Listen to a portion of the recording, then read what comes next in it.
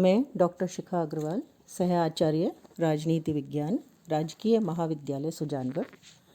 आज अपनी BA part 3 की क्लास में हम लोग औपनिवेशिक राज्य का अंत और अफ्रीका में नए राज्यों के उदय के बारे में पढ़ेंगे।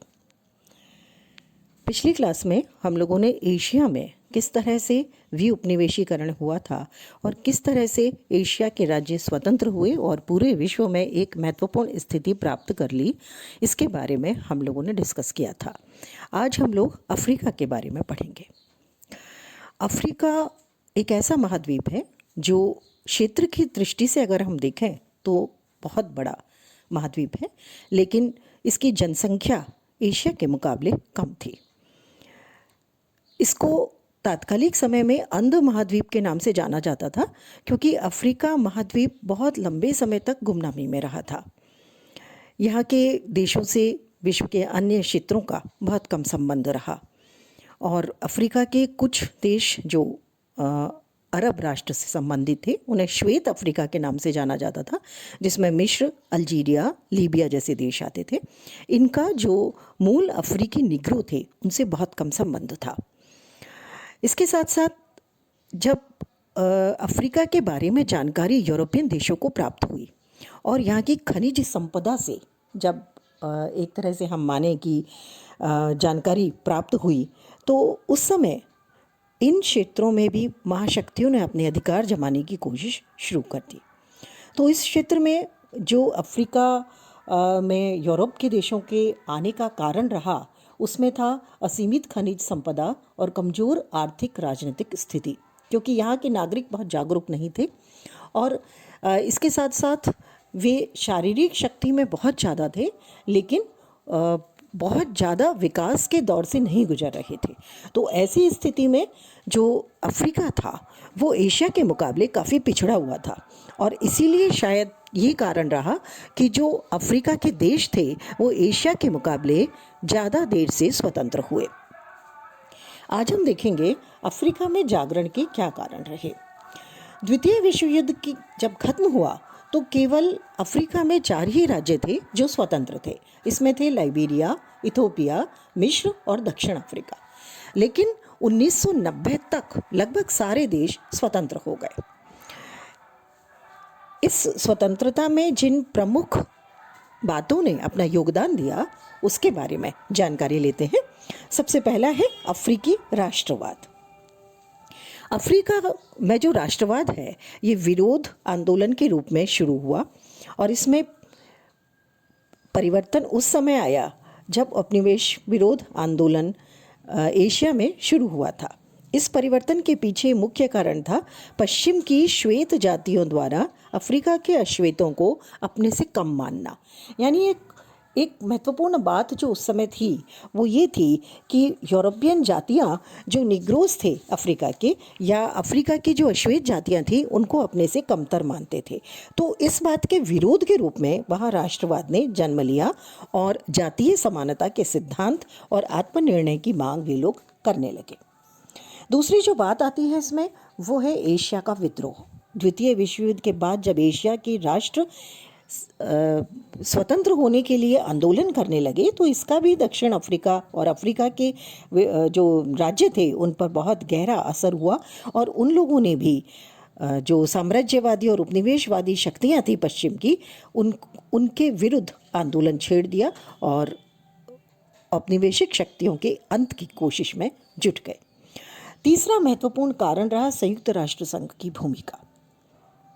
1945 में जब संयुक्त राष्ट्र संघ का निर्माण हुआ तो उसकी नीतियों में साम्राज्यवाद, उपनिवेशवाद और रंग भेद की नीति को जब शामिल किया गया और न्यास परिषद की स्थापना की गई, मानव अधिकारों की घोषणा की गई, तो इन सारी बातों का अफ्रीका महाद्वीप की समस्याओं के समाधान में महत्वपूर्ण योगदान रहा। और एक और इसमें चीज़ जो थी, महत्वपूर्ण बात जो थी वो थी सोवियत संघ की भूमिका।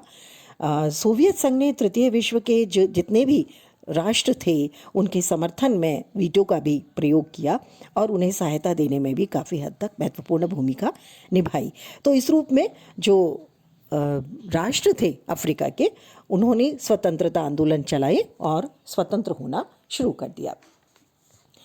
चौथी बात जो इसमें आती है वो है उपनिवेशवादी राज्यों का निर्बल होना। जैसा कि हमने एशिया के जागरण के समय भी देखा था कि द्वितीय विश्व युद्ध के बाद यूरोपियन शक्तियाँ काफ़ी कमज़ोर हो गई थी, आर्थिक स्थिति उनकी बहुत कमज़ोर थी और इस कारण से भी वे अब इस स्थिति में नहीं थी कि अपने साम्राज्यवाद के तहत चल रहे आंदोलनों को दबा सकें। तो ये भी एक बहुत बड़ा कारण था कि राष्ट्रीय आंदोलनों की मांगों को पश्चिमी राष्ट्र स्वीकार करने लगे और इस तरह से जो बहुसंख्यक जनता थी, जो उत्तेजित थी अफ्रीका मूल की, उन पर उनको स्वतंत्रता देने के लिए उन्हें बाध्य होना पड़ा।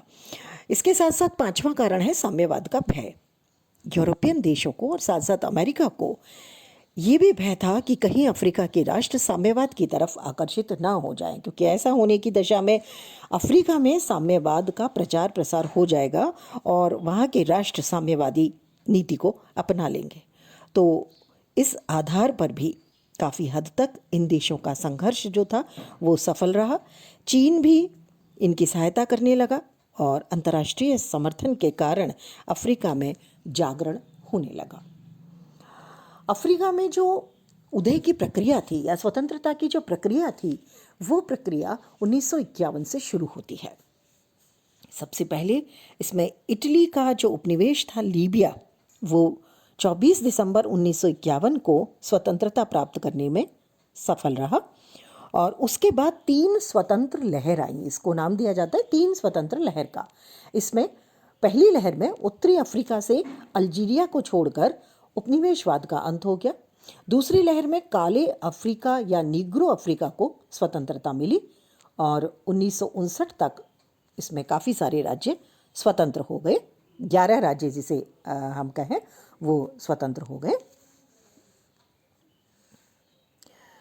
1960 में तीसरी लहर आई और इसमें अफ्रीका के अधिकांश देशों के स्वतंत्र होने के कारण 1960 को अफ्रीका का स्वाधीनता वर्ष कहा जाता है। इस एक वर्ष में 1960 में 16 देशों को स्वतंत्रता मिली। इसके बाद बहुत से अफ्रीकी देशों को स्वतंत्रता मिली। सबसे महत्वपूर्ण स्वतंत्रता थी इसमें 1990 में नामीबिया की स्वतंत्रता या नामीबिया का स्वतंत्र होना और उसके बाद 1994 में दक्षिण अफ्रीका से श्वेत शासन पूरी तरह से खत्म हो गया। एकता और अखंडता के निर्माण के लिए अफ्रीकी देशों ने, क्योंकि बहुत सारे देश थे और अलग अलग समयों में स्वतंत्र हुए, तो इस महाद्वीप में राज्यों ने अपनी एकता, अखंडता और स्वतंत्रता और सार्वभौमिकता की रक्षा के लिए अफ्रीकी एकता संगठन का निर्माण किया 1963 में।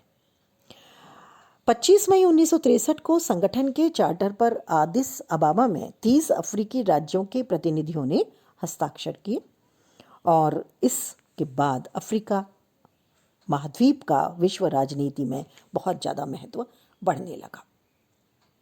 इस महत्व का जो कारण रहा सबसे ज़्यादा वो था खनिज पदार्थों की उपलब्धता। अफ्रीका में बहुत ज़्यादा मात्रा में खनिज पदार्थ मिलते थे और उसकी विकास के लिए यूरोपियन देश और अमेरिका को बहुत ज़्यादा आवश्यकता थी और इसलिए उन लोगों ने यहाँ पर महाशक्तियाँ अपने पांव पसारने की कोशिश करने लगे। दूसरा जो महत्वपूर्ण कारण था या महत्व बढ़ने का इसका, वो था महत्वपूर्ण सामरिक स्थानों पर सैनिक अड्डों की स्थापना, जिससे महाशक्तियाँ अपने प्रभाव क्षेत्र को बढ़ा सकें। अफ्रीका का जो पुनरुत्थान हुआ उसने विश्व राजनीति को भी प्रभावित किया, क्योंकि एक बड़ा महाद्वीप, बहुत सारे देश और उनका स्वतंत्र होना निश्चित रूप से तृतीय विश्व के लिए भी महत्वपूर्ण था, संयुक्त राष्ट्र संघ के लिए भी महत्वपूर्ण था, तो पूरी विश्व राजनीति को भी इसने प्रभावित किया। इस अफ्रीका के जागरण के कारण जो मुख्य रूप से प्रभाव पड़ा विश्व राजनीति पर, उसको डिस्कस करते हैं। पहला जो प्रभाव था वो था साम्राज्यवाद और उपनिवेशवाद का विरोध, क्योंकि अफ्रीका के राष्ट्र 1990 तक स्वतंत्र हुए हैं, इसलिए जो रंगभेद की नीति थी, शोषण की नीति थी, साम्राज्यवाद की नीति थी, वो भी एक तरह से विश्व से समाप्त हो गई और इनकी स्वतंत्रता से विश्वव्यापी असर पड़ा। अफ्रीका के अफ्रीका महाद्वीप का एक तरह से की स्थापना हुई इसके माध्यम से, और इसके देश विश्व संगठन में बराबरी के स्तर पर आ गए। जो रंग भेद की नीति थी उसका अंतर्राष्ट्रीयकरण हो गया। अभी तक ये स्थानीय नीति थी, स्थानीय स्तर पर रंग भेद की नीति को अपनाया गया था और इसे घरेलू क्षेत्राधिकार माना गया था केवल, कि ये अफ्रीका की नीति है। यहीं पर जो महाशक्तियां हैं या जो यूरोपियन शक्तियां हैं वही इस रंगभेद की नीति को अपना रही हैं। कोई अंतर्राष्ट्रीय संगठन इस कारण कोई कदम नहीं उठा पा रहा था। लेकिन इसकी स्वतंत्रता के बाद संयुक्त राष्ट्र संघ और अन्य जो अंतर्राष्ट्रीय संगठन थे उन्होंने रंगभेद की नीति की आलोचना की, इसके विरुद्ध कार्य करना शुरू किया और संयुक्त राष्ट्र संघ की महासभा ने 1973 में इसे मानवता के विरुद्ध एक अपराध की संज्ञा दी। 1978 को रंग भेद नीति के विरोध वर्ष के रूप में मनाया गया और इस प्रकार राज्यों के जो परस्पर संबंध थे उनको विश्व जनमत में आकर के रंग भेद की नीति के आधार पर परिवर्तित किया गया। तो इस तरह से काफ़ी हद तक रंग भेद की नीति का अंतर्राष्ट्रीयकरण हुआ और उसका समाधान भी सामने आने लगा। दक्षिण अफ्रीका की जो अल्पमत सरकार थी उसे वहाँ की जनता को उसके अधिकार लौटाने पड़े। अगला आता है एशिया का विद्रोह। एशिया में जो विद्रोह हुआ था उसके आधार पर भी काफ़ी हद तक विश्व राजनीति प्रभावित हुई थी और अफ्रीका में भी इसका असर देखने को मिला था। और अफ्रीका में जो स्थिति थी उसने विश्व राजनीति को काफ़ी हद तक वैसे ही प्रभावित किया जैसे एशिया की जागृति ने किया था। संयुक्त राष्ट्र संघ पर इसका गहरा प्रभाव पड़ा क्योंकि अब अफ्रीका महाद्वीप की समस्याएं वहाँ उठाई जाने लगी। सोवियत संघ उसके साथ था। इसके साथ साथ जो नए स्वतंत्र राष्ट्र थे वो मानव अधिकारों की निरंतर जो अवहेलना हो रही थी उससे संबंधित प्रश्न उठा रहे थे। संयुक्त राष्ट्र संघ के सदस्य बहुत ज़्यादा बढ़ गए क्योंकि अफ्रीका के राष्ट्र सभी संयुक्त राष्ट्र संघ के सदस्य बन गए और इन राष्ट्रों ने मिलकर के एशियाई राष्ट्रों के साथ एक लॉबी का निर्माण किया और इस तरह से तृतीय विश्व का एक महत्वपूर्ण रोल, एक प्रभावशाली शक्ति के रूप में इस संयुक्त राष्ट्र संघ में उभर करके सामने आने लगे। अगला जो प्रभाव है वो राष्ट्रमंडल पर था। हालांकि राष्ट्रमंडल उन राष्ट्रों से मिलके बना था जो कभी इंग्लैंड या ब्रिटेन के औपनिवेशिक शासन में रहे थे। स्वतंत्रता के बाद भी अधिकांश राष्ट्रमंडल के सदस्य बने रहे और अंतर्राष्ट्रीय जो ये संस्था थी ये श्वेत और अश्वेत दोनों प्रजातियों के लोगों की प्रतिनिधि संस्था बन गई। इसमें एशिया और अफ्रीका के लोगों का बहुमत था और इसकी सदस्यता जो थी वो अफ्रीकी राज्यों के लिए आर्थिक और राजनीतिक रूप से बहुत महत्वपूर्ण सिद्ध हुई। अगली जो बात इसमें आती है वो है गुटनिरपेक्ष आंदोलन का प्रभाव। गुटनिरपेक्ष आंदोलन शुरू हुआ और अफ्रीकी राष्ट्रों ने इसकी सदस्यता ग्रहण कर ली। आंदोलन बहुत सशक्त हुआ क्योंकि अफ्रीकी महाद्वीप के बहुत सारे राष्ट्र थे और उससे गुटनिरपेक्ष आंदोलन को बहुत बड़ा समर्थन प्राप्त हुआ। तो इस तरह से अफ्रीका के पुनरुत्थान ने अफ्रीका को विश्व राजनीति का केंद्र बना दिया, न केवल इसलिए कि वहाँ पर खनिज संपदा बहुत ज़्यादा थी बल्कि इसलिए भी क्योंकि अफ्रीकी देशों की शक्ति बहुत ज़्यादा थी। संयुक्त राष्ट्र संघ में उनका दबदबा बढ़ गया। एशिया के साथ मिलकर गुटनिरपेक्ष आंदोलन में उनकी भूमिका और उनकी आवाज़ मजबूत हो गई। लेकिन इसके बावजूद भी अफ्रीकी राज्यों की अपनी समस्याएं रहीं। ये जो समस्याएं थीं इन समस्याओं ने इन देशों के विकास को बहुत ज़्यादा तेज़ी से होने से एक तरह से ब्रेक लगाया। ये देश आर्थिक, तकनीकी और औद्योगिक दृष्टि से बहुत पिछड़े हुए थे और अपने विकास के लिए बड़े राष्ट्रों पर निर्भर थे। वहाँ से उन्हें सहायता की आवश्यकता थी। जो मुख्य समस्याएं इनकी थी उसमें सबसे पहला था राजनीतिक स्थायित्व की समस्या। इन देशों में स्थापित सरकार के लिए लगातार खतरे बने हुए थे। असंतुष्ट दल थे, लोग बहुत ज़्यादा राजनीतिक रूप से जागरूक नहीं थे और प्रजातंत्र की जड़ें मजबूत नहीं थी। लगातार गृह युद्ध इनमें चल रहे थे और बहुत सारे देशों में निरंकुश सरकारें थीं जो कि जनता के शोषण पर आधारित थी। तो इस कारण से जिन देशों में लोकतंत्र स्थापित हुआ वहाँ एकतंत्र स्थापित हो गया और अधिनायकवादी सरकारों के कारण प्रजातंत्र नहीं होने से, शोषण की स्थितियाँ बनी रहने से लगातार जो दूसरे देश थे, बाहरी देश थे, या हम कहें महाशक्तियाँ थीं या विदेशी शक्तियाँ थीं, उनके हस्तक्षेप की संभावना लगातार बनी हुई थी। अगली जो समस्या थी यहाँ पर वो थी आर्थिक विकास की समस्या। खनिज संपदा प्रचुर थी, लेकिन उसके विदोहन के लिए संसाधन नहीं थे, तकनीक नहीं थी, और कच्चा माल किस तरह से प्रोसेस हो ये उनके पास नहीं था। इसके लिए उन्हें विदेशी कंपनियों पर अवलंबित रहना पड़ रहा था, और ये काफ़ी हद तक बेकारी और दरिद्रता का एक कारण था, क्योंकि कम उनको मजदूरी देकर या कम उनको वेतन देकर के काम कराया जा रहा था विदेशी शक्तियों के द्वारा, या हम कहें कि बड़ी शक्तियों के द्वारा। इसने नव उपनिवेशवाद और आर्थिक उपनिवेशवाद की समस्या इस क्षेत्र में उत्पन्न कर दी। अगली जो स्थिति आती है वो है राजनीतिक संगठनों का यहाँ पर अभाव था। कोई राज्यव्यापी बड़ा दल नहीं था इन देशों में जो जनता के सही हितों का प्रतिनिधित्व कर सके। स्वतंत्रता आंदोलन के दौरान भी राष्ट्रव्यापी संगठनों का अभाव था, और व्यावहारिक अनुभव नहीं था राजनीतिक दलों को शासन करने का। इसलिए यहाँ पर बहुत सी इस तरह की समस्याएं उत्पन्न हुई कि शासन चलाने में परेशानी थी। अगली जो बहुत बड़ी समस्या थी ये थी प्रजातिवाद की समस्या। रंग भेद की और प्रजातिवाद की जो समस्या थी ये बहुत बड़ी समस्या थी। गोरे और काले का भेद लंबे समय तक वहाँ विद्यमान रहा। रंग भेद की नीति खत्म कर दिए जाने के बाद भी श्वेत और अश्वेत के मध्य की घृणा जिसे हम कहते हैं वो खत्म नहीं हुई, क्योंकि वो लंबे समय से चली आ रही थी। आपस में उनमें संदेह था, तो ये भी एक बहुत बड़ी समस्या अफ्रीकी देशों की बनी रही। एक और समस्या जो थी वो थी साम्यवाद के प्रसार की समस्या, क्योंकि स्वतंत्रता के बाद अफ्रीकी देशों को हर तरह की सहायता की आवश्यकता थी, चाहे वो तकनीक की आवश्यकता थी, चाहे धन की आवश्यकता थी, चाहे राजनीतिक स्तर पर सपोर्ट की आवश्यकता थी।